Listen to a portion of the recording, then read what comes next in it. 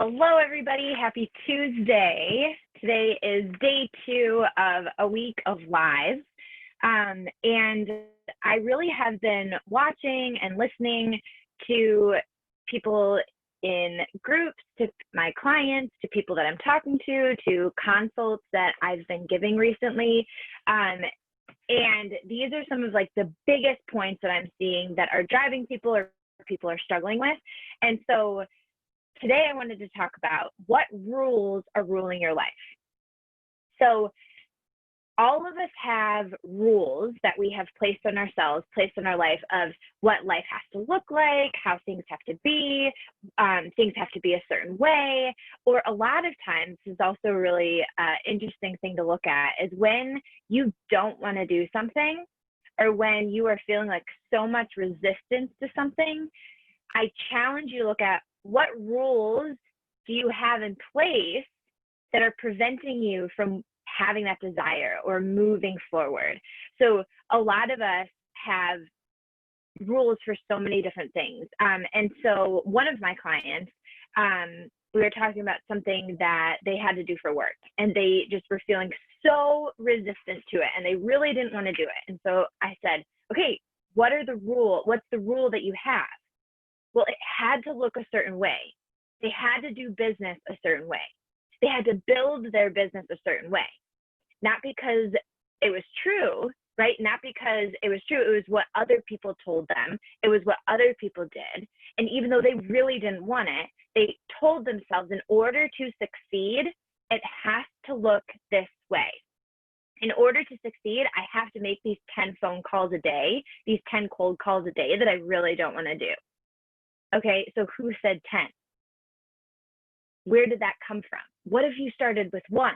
What if you went and you started with, if you like in-person connections, what if you went into coffee shops and yoga classes and did all the other things of doing 10 interactions a day without actually having to pick up the phone? But if he had put himself in the situation of rules that actually prevented him from wanting to move forward, and we all do this. Right? We don't want to go to the gym, or we don't want to eat healthy because we automatically think like this has to be hard, right? Or eating healthy has to taste bad, or I'm going to struggle, or I'm going to fail, or whatever else. And so I wanted to come with this thought today of what rules are ruling your life. And so I wrote some down, all right? And one of the things that I've been working through, and I wanted to share this with you guys, is everyone, and I'm going to be doing a live on this later in the week, but I don't know if you've noticed, but everyone out there is talking about how easy it gets to be, right? It gets to be easy. It doesn't have to be hard. You don't have to struggle. You don't have to suffer, right? And I think suffering and pain are two different things. Like I said yesterday with my interview with Joe, but I'm going to talk about that as a rule, and the danger of having that as a rule. So one of the rules that a lot of people have is it has to be hard, right? Like I have to struggle, I have to grind, I have to work hard in order to feel like I earned it. All right, so one, it has to be hard. The other side of the coin, well, it has to be easy. I've watched all these other people have overnight success. So I've watched all these other people, and it gets to be easy, and it has to be easy. So since it's not easy for me, then I must be doing something wrong. Okay? Only blank kind of people can make it, right? Oh, I'm not the type of person that. And that is one of the most dangerous phrases. It can be a super helpful phrase, but it also is one of the most dangerous phrases. I'm not the type of person that fill in the blank. Many times right there, if you don't know anything about growth mindset versus fixed mindset, that statement is a fixed mindset statement. All right. And that's probably another thing I should talk about on here. A fixed mindset is what's going to hold you back.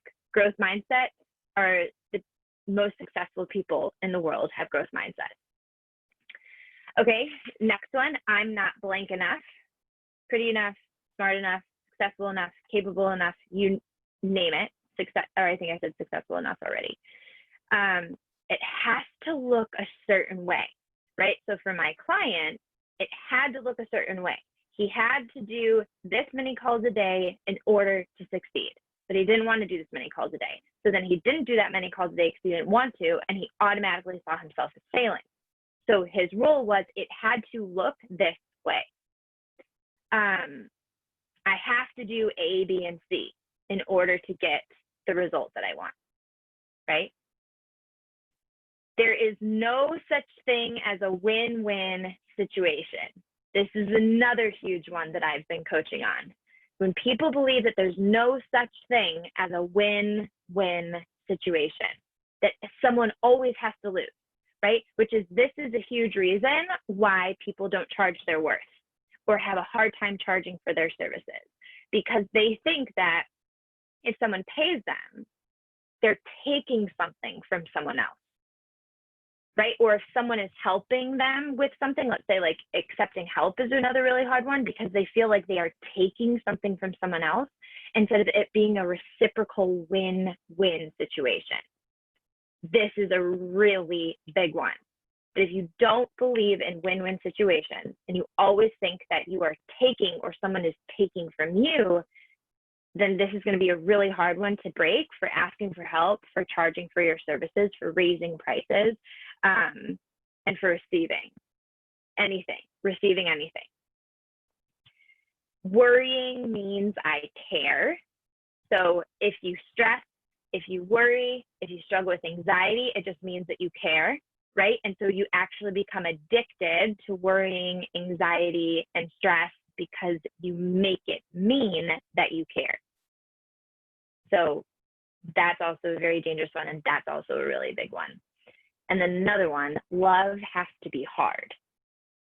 So if you're not fighting, then you make it mean that like there's no passion, there's no whatever. And so if love has to be hard, then it's always going to be hard.